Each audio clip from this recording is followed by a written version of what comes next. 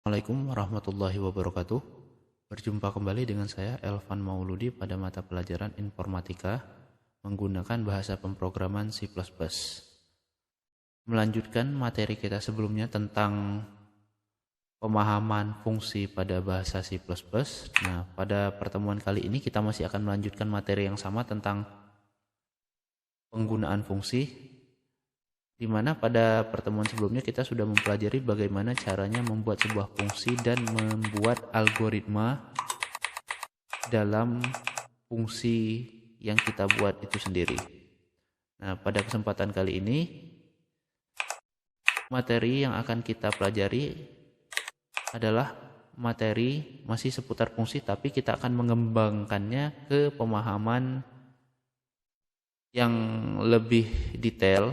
Nah, kalau sebelumnya kita sudah membuat sebuah fungsi penjumlahan di mana di dalamnya itu berisi tentang algoritma untuk menjumlahkan dua buah nilai. Nah, sekarang muncul pertanyaan baru, bagaimana jika operasi matematis yang ingin kita buat itu bukan operasi tentang penjumlahan, tapi operasi lain.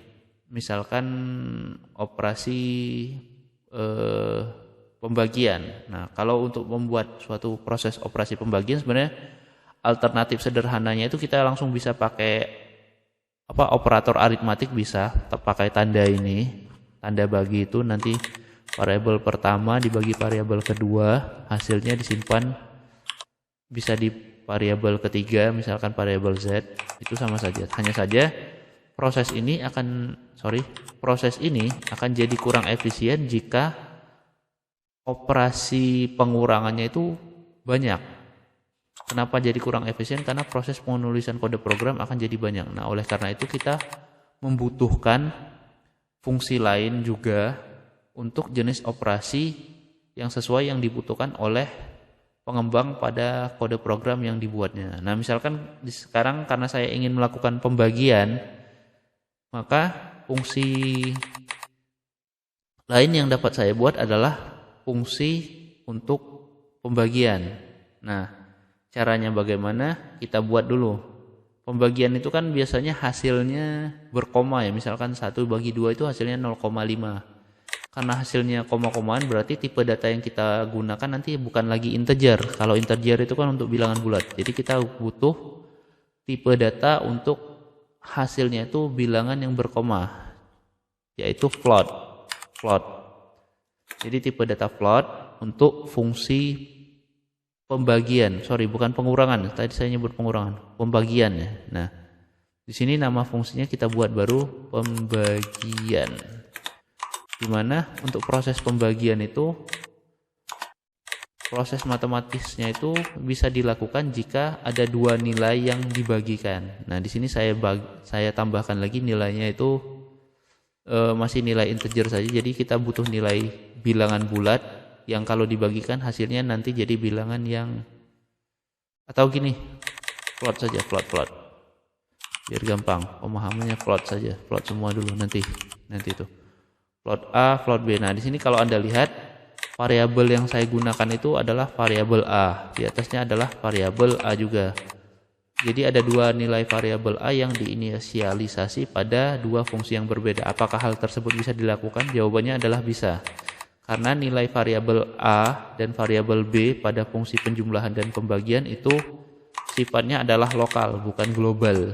Jadi kalau saya buat lagi sebuah variabel di sini, di scope yang global, saya buat variabel A, kemudian saya buat lagi variabel lain namanya integer A, maka pasti akan muncul garis, akan mengakibatkan proses ini akan jadi error nanti.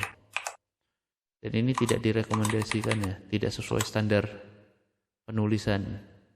Ya pokoknya itulah, nanti akan bisa dipahami sendiri. Nah, selanjutnya seperti ini. Sudah dibuat sebuah fungsi, namanya itu fungsi pembagian dengan tipe data float atau yang berkoma atau yang desimal, di mana fungsi ini membutuhkan dua inputan nilai dengan tipe datanya juga float.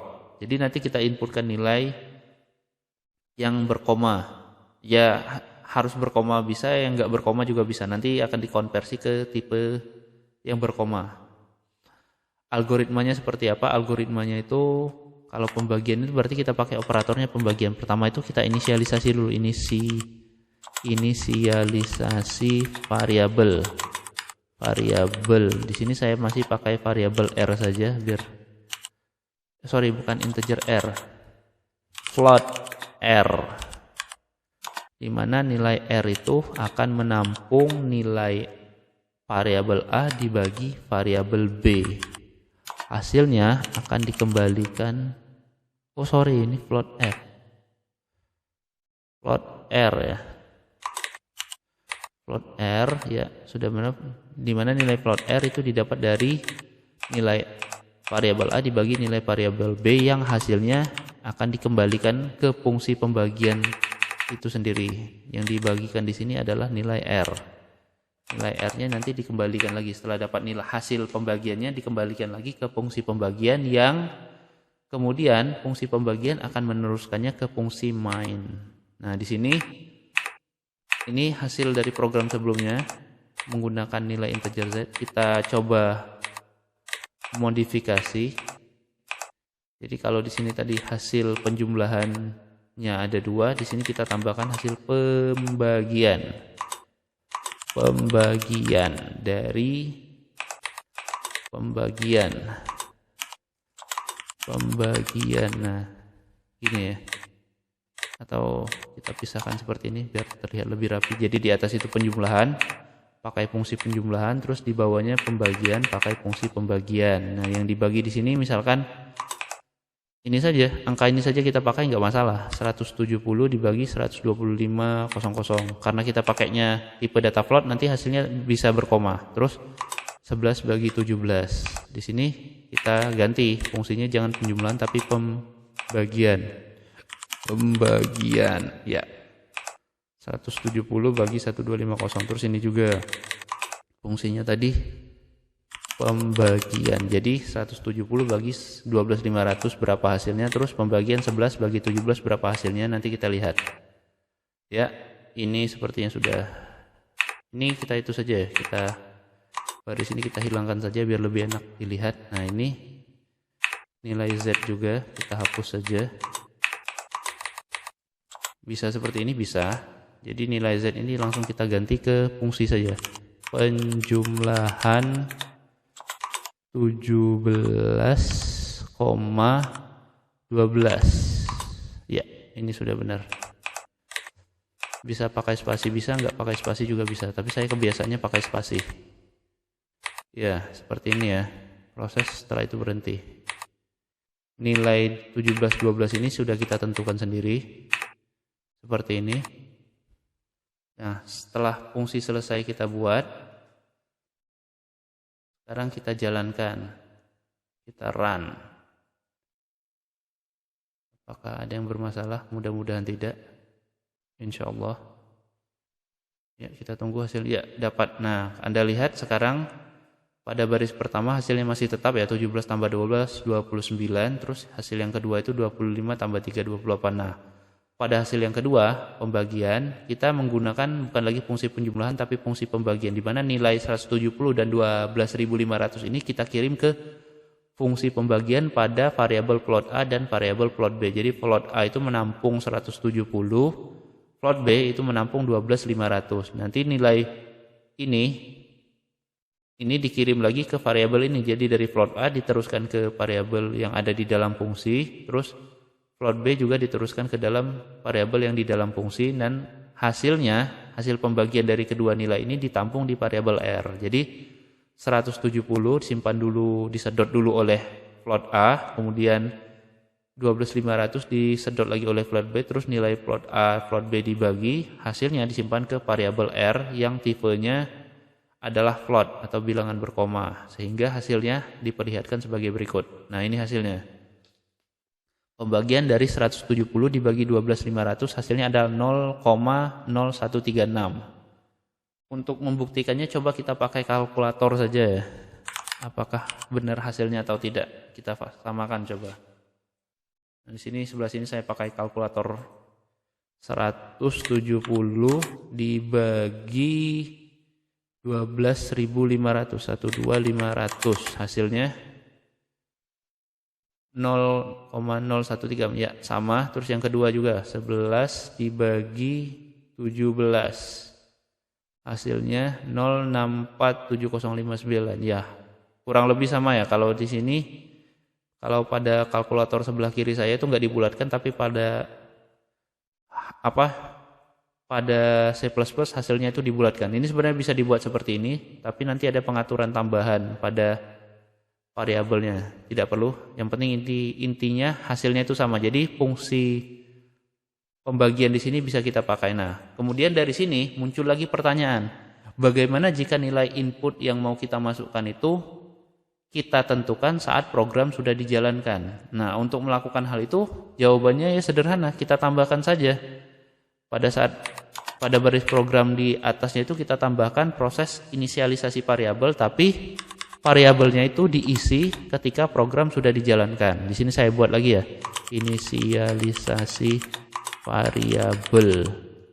Misalkan di sini kita butuh dua nilai integer x, y, terus dipakai di sini. Misalkan untuk penjumlahan kita pakai di sini.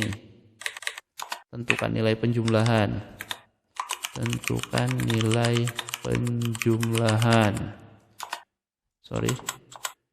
std.2 count kurang dari tulisannya input nilai x. Jadi nanti nilai x kita teruskan ke variabel penjumlahan dan juga variabel pembagian ya. Nilai x sama dengan spasi lagi titik koma. Terus untuk menyimpan nilainya itu kita pakainya c input. Kalau ini c output, ini c input. Lebih dari kita simpan di variabel x, koma, terus enter, std count, enter /n dua kali ya. Terus ini nanti nilainya kita kirim ke sini. Di sini x, sini y. Nah, ini juga sama, tapi kita buang saja. Nggak usah dibuang, kita sembunyikan saja. Nah, seperti ini. Baris kedua juga kita sembunyikan seperti ini. Terus ini tadi saya copy saja. Saya modifikasi sedikit biar proses penulisan kode program lebih cepat. Tentukan nilai pembagian. Nah, di sini input nilai, ini masih ada yang kurang ya. X, y-nya belum. Y-nya ini. Ctrl C. Di sini setelah enter sini. Seperti ini sini saja. /n. Ini hapus. Ya. Input nilai y. Di sini y. Nah, ini kita copy lagi. Ctrl C, terus di sini tampilkan, tambah lagi keterangan di sini ya. Tampilkan hasil pembagian. Terus ini kita paste hasil tadi, terus modifikasi, tentukan nilai pembagian. Input nilai x simpan di x, input nilai y simpan di y, ya sama. Terus di sini nilai x y-nya kita transfer ke sini. Jadi yang terjadi itu pada kode program yang saya buat itu, saat program dijalankan dia akan memunculkan instruksi tulisan seperti input nilai x. Jadi kita disuruh memasukkan nilai x. Nilai x yang sudah kita masukkan lewat keyboard nanti disimpan di variabel x. Jadi x sekarang nilainya sekian sesuai yang kita input. Terus muncul lagi baris kedua, input nilai y. Jadi nanti kita input lagi nilai y berapa, disimpan lagi di variabel y. Terus hasilnya itu nanti ditampilkan ke layar monitor dengan keterangan hasil penjumlahan dari 7. Hasil penjumlahan adalah